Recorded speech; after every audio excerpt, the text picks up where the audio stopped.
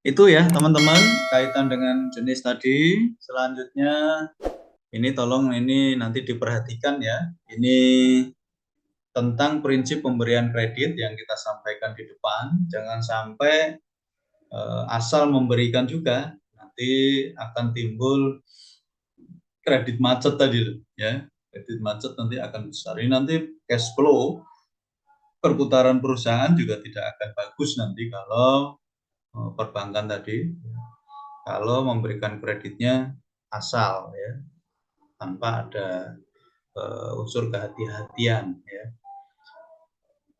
Dengan yang analisa 5C dan 7P. Nah, ini ya ini nanti tolong dicatat ya teman-teman. Ini nanti juga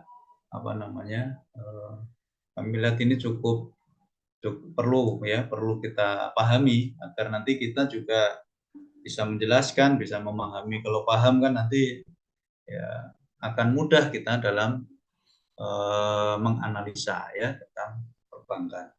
Yang pertama adalah karakter, masih karakter. Ada suatu keyakinan ya bahwa sifat atau watak dari orang diberikan. Jadi karakternya seperti apa nih? Ya. Jadi di situ ada latar belakang pekerjaan ya maupun yang bersifat pribadi ya. Jadi dicek semua ini. Latar belakang nasabahnya dicek. Ini orangnya seperti apa, rumahnya di mana, gitu ya, dan fotonya itu dicek. Karakternya seperti apa, dicek juga ada itu PI checking ya itu kan. Kemudian capacity, kemampuan nasabah tentang pendidikannya. Kemudian kemampuannya dalam nanti membayar itu kapasitasnya seperti apa gitu ya. Kemudian capital kaitan dengan modal atau aset yang dimiliki gitu ya. Jadi nanti mampu nggak mengembalikan gitu ya, kredit ya. Kemudian kolateral ya, jaminan baik fisik maupun non fisik. Ini perlu dicek juga. Jadi misal ada rumah tapi sertifikatnya bukan atas nama orang itu kan nggak bisa nanti ya. Dia harus dicek di punya tetangganya dijaminkan gitu kan. Ini harus ada, gitu, harus dicek, pastikan ya, atas nama yang pihak yang bersangkutan. Kemudian juga condition, menilai kredit berdasarkan kondisi ekonomi yang sekarang, kemudian yang akan datang, dari usaha yang dijalankan tadi itu prospeknya seperti apa. Ya, memungkinkan tidak dengan nilai sekian, bulanannya sekian dan seterusnya. Jadi karakter 5C ya, analisa 5C ini harus kita pahami ya agar pemberian kredit tadi ya tidak ada masalah nanti di kemudian hari. Oke, selanjutnya 7P ya. Tadi sudah ada 5C, sekarang 7P. Yaitu pertama adalah personality. Ya, menilai nasabah dari segi kepribadiannya atau tingkah lakunya sehari-hari maupun masa lalunya. Mungkin kalau perlu ya tanya di sekelilingnya gitu ya, di tetangganya. Itu tukang ngemplang utang enggak gitu ya. Misal gitu. Gitu. Oke ya. Itu Bu Normalia ya. Jadi ini tukang ini enggak. Jadi kalau tetangga pinjam itu ya harus dicek itu. Kalau ada yang pinjam begitu. Ya. Jadi tingkah laku, kepribadian sehari-hari, personalitinya ini harus dianalisa. Ini penilai ini tidak mudah, jadi tim penilai ini tidak mudah. Ya. Kemudian yang kedua, partai. Jadi mengklasifikasikan berdasarkan modal, loyalitas, karakternya. Jadi diklasifikasikan. Ya. Jadi nasabah ini masuk di golongan-golongan yang mana, gitu ya. Tentang modalnya, loyalitasnya, karakternya, gitu ya. Di apakah nanti dia masuk tanpa cek. Nah, ya, apakah ini akan diperketat? Nanti ada klasifikasi golongan-golongannya. Ya. Oke, yang ketiga, purpose. Ya, mengetahui tujuan nasabah dalam mengambil kredit, termasuk jenis kredit yang diinginkan. Jadi tujuannya untuk apa? Maka kadang-kadang kan ditanya ya, ini untuk apa? Dana pendidikan, untuk perumahan, gitu ya. Kemudian untuk apa? Misal renovasi rumah, dan seterusnya. Itu ya purpose. Jadi harus ditanyakan. Kalau yang aman itu ya untuk usaha, untuk yang produktif tadi itu mungkin akan lebih cepat itu ya pencairannya. Kalau yang untuk tujuan-tujuan konsumtif tadi ya ini yang harus agak ketat. Kemudian prospek, ya menilai usaha nasabah tadi sudah ya, ada prospek atau tidak. Yang kelima payment, ya. Bagaimana ukuran bagaimana nasabah mengembalikan kredit yang diambil. Dari mana dia bisa membayar, misal bulanannya di angka 4 juta misal, atau ada loh teman saya itu yang punya apa namanya kur itu bisa sampai di angka 500 juta satu orang sekarang. Dari mulai 5 juta, 10 itu per orang bisa sampai dapat plafon di angka besar. Karena ya tadi terus dia bergulir dan dipercaya sudah ya. Itu ada yang bisa seperti itu. Kemudian yang keenam, profitability. Bagaimana kemampuan nasabah mencari laba, ya, periode ke periode semakin meningkat, ya. Apalagi dengan tambahan kredit tadi, mulai dari 5 juta, 10, terus lancar gitu ya. Oh, gitu. Jadi sekarang kalau 500 itu sebulan di angka 50 juta itu. Karena kalau kur itu kan nggak boleh, paling panjang kan 4 tahun. 4 sampai 5 tahun ya mungkin ya. Jadi nggak bisa sampai seperti KPR, yang rumah itu bisa sampai 10, 15, bahkan sekarang ada yang sampai 25 tahun. Kalau 25 tahun itu ya gimana itu? Itu sampai sampai apa itu? Setengah abad itu usia kita itu untuk bayar bayar ya bayar kreditnya ya, punya hutang. Yang ketujuh, protection. Ya, tujuannya adalah bagaimana agar usaha dan jaminan mendapatkan perlindungan. Jadi mungkin nanti akan ada proteksi-proteksi di sana.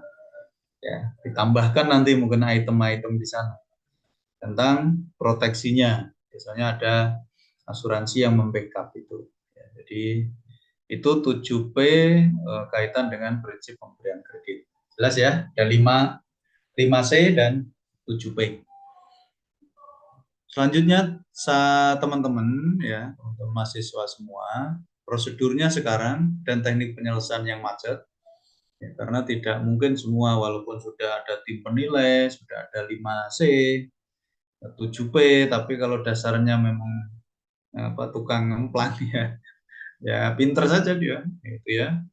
Analisanya sudah berbagai sudah dinilai tapi ternyata masih ada yang macet ya masih ada. Ya. Penilaian kelayakan kredit seluruh aspek ya, dinamakan dikenal dengan nama studi kelayakan usaha. Jadi ada studi, dicek semua dan ada cek poin-poin yang perlu dicek list gitu ya. Biasanya begitu. Aspek yang dinilai terdiri dari yuridis hukum, ya, masalah legalitas badan usaha atau izin yang dimiliki perusahaan. Betul nggak? Gitu ya. Tadi yang saya sampaikan atas namanya, atas nama misal yang jadi jaminan tadi apa namanya, atas namanya yang kredit atau atas nama orang lain atau dipinjam atau dan semua itu harus dilihat ya aspek-aspeknya. Termasuk kalau perusahaan besar mengajukan izin, legalitasnya izin-izinnya harus dilihat ya. Aspek pemasaran, permintaan terhadap produk yang dihasilkan sekarang dan masa datang. Ya. Jadi hasil dari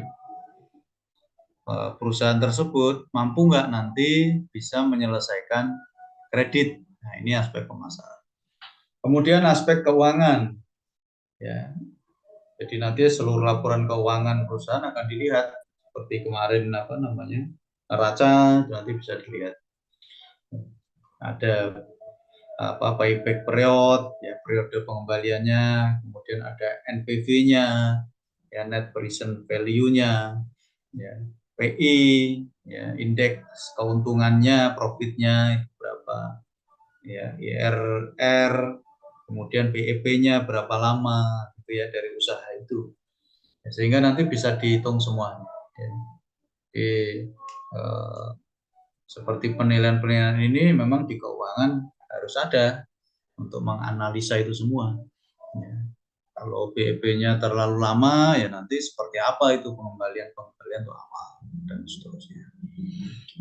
Aspek koperasi atau teknis berkaitan dengan produksi, ya, kapasitas mesin yang digunakan. Ini nanti karena akan kaitan dengan jumlah produksi, dengan produksi sekian, maka dengan dipasarkan sekian, hasilnya sekian, dengan kredit ini bisa menyelesaikan dan seterusnya, gitu ya. Lokal, layout ruangan, termasuk layout mesin, gitu ya. Jangan sampai nanti pengaturan atau layout mesin ini nanti juga nggak bagus. Ya, layoutnya termasuk yang digunakan orang per orang, jangan sampai nanti membuat bingung, gitu ya. Jadi layout ini sangat menentukan. Ya. Kemudian ada sosial ekonomi, dampaknya terhadap perekonomian dan masyarakat umum dianalisa. Kalau perusahaan besar pinjamnya ratusan miliar misal, ini kan ada potensinya macetnya besar, nanti akan berpengaruh kepada perekonomian, ya. Yang lain nggak bisa minjam, perputaran. Nah, ini juga dianalisa. AMDAL kaitan dengan lingkungan. Ya. Jadi dilihat, dianalisa, sudah memenuhi belum? Karena nanti kalau AMDAL ini nanti akan jadi masalah nanti, ya, kalau tidak dilihat aspek ini. Jangan sampai usaha yang dilakukan nanti AMDAL-nya tidak selesai, ya, ada masalah. Baik, itu ya teman-teman semua. Selanjutnya prosedur pemberiannya. Oke. Secara umum saya kira sudah ini ya, nanti bisa sambil dibaca berkas, dicek, nanti ada wawancara, ya. Kemudian on the spot, ya. Kemudian ada keputusan dan oke. Ini ada yang ini sudah pernah ambil kredit. Teman-teman ada yang sudah pernah ambil kredit?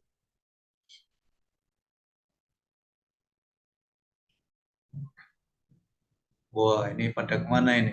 Sudah ada yang sudah ini? Belum, Pak. Mbak Sinta belum pernah? Belum ya? Ya, nanti Sudah, Pak. Sudah. Siapa yang sudah? Kenceng banget ini. Yang sudah pernah siapa? Saya, Pak. Oh, Mbak Sinta pernah? Sudah. Sudah, Pak. Nah, prosedurnya begini ya. Diminta Iya, untuk Pak. melengkapi berkas gitu ya. Ada wawancara gitu ya. Mungkin yang agak besar ini. Kemudian juga ada pengecekan langsung on the spot ya, ke rumah gitu ya. Ada yang belum pernah yang di sini, teman-teman? Saya belum, Pak. Siapa Belum ini? pernah, Pak. Nur Kumala. Siapa? Nur Kumala, Pak. Nur Oh, Nur Kumala. Kumala. Belum pernah, Mbak Nur Kumala. Belum, Pak. Oh, belum Belum. pernah.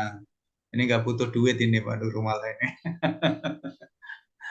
Ya, ya, ya. Oke. Itu ya. Ini prosedurnya, gambarannya seperti ini ya, Nur Kumala ya. Baik, saya lanjutkan dulu. Ini masih ada berapa? Nanti baru kita ya wawancara on the spot, mungkin ada pengecekan langsung. mungkin ada alamat rumahnya berganti domisili dan seterusnya, itu nanti perlu dicek. Kemudian kalau sudah diputuskan ada penandatanganan, kemudian realisasi. Baik teman-teman semua, kita lanjutkan ya. Selanjutnya tentang teknik penyelesaian kredit. Ya. Tentang teknik penyelesaian kredit, sepandai-pandainya analis kredit, dalam permohonan kredit macet, kemungkinan kredit mengalami kemacetan tetap ada. Ya. Dalam kasus ini melakukan penyelamatan, perlu ya pihak bank melakukan penyelamatan sehingga tidak menimbulkan kerugian. Jangan sampai nanti kerugiannya tambah panjang ya. Penyelamatan yang dilakukan dengan cara apa? Ini teknik penyelesaiannya. Yang pertama, rescheduling. Ya, dengan cara memperpanjang jangka waktu. Ya, ada keringanan-keringanan di schedule ulang. Ya, tentang cara untuk atau metode pembayarannya. Ada keringanan-keringanan ya dalam jangka waktu pembayarannya. Mungkin biasanya yang sudah disepakati di awal 5 tahun gitu ya, karena kok baru berjalan 2 tahun kok agak berat. Nah, ini bisa dikomunikasikan di rescheduling menjadi ini sehingga bulanannya agak ringan. Kenapa? Ya bisa saja karena awalnya usahanya lancar, kemudian dalam perjalanan ada hal-hal yang membuat tadi membayarnya ini tidak bisa sejumlah yang kemarin. Nah, ini boleh bisa di rescheduling. Yang kedua, reconditioning, merubah persyaratan ya. Jadi bunga dijadikan utang pokok. Jadi seperti itu. Bisa dengan penundaan pembayaran bunga sampai waktu tertentu, pokok pinjamannya dibayar. Ini bisa reconditioning. Jadi bunganya tidak dibayar tiap bulan, ya, tapi pokoknya saja dulu.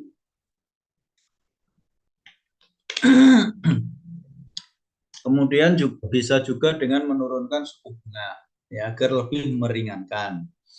Kemudian pembebasan bunga, ini teori reconditioning bisa, ya, dengan pertimbangan nasabah tidak mampu lagi untuk membayar.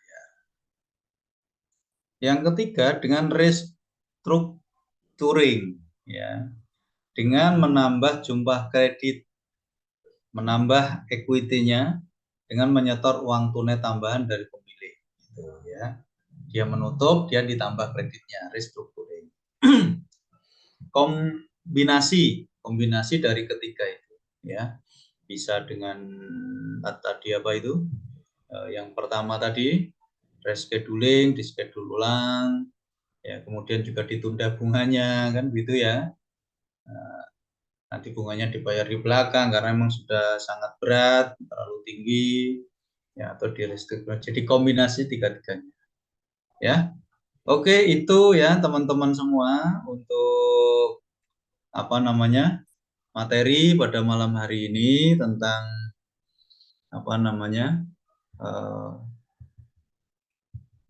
bank dan perkreditan ya. Jadi paling tidak dari materi ini kita bisa memberikan gambaran ya, manfaat, memberikan gambaran kepada teman-teman semua. Seperti itulah perjalanan perbankan. Ya, bahwa perbankan memang ini perputarannya ya dari kredit itu yang paling besar. Ya. Jadi paling tidak teman-teman punya gambaran seperti apa ya tentang bank dan bagaimana bentuk-bentuk kredit, mulai dari jenis-jenisnya tadi, kemudian teknik-teknik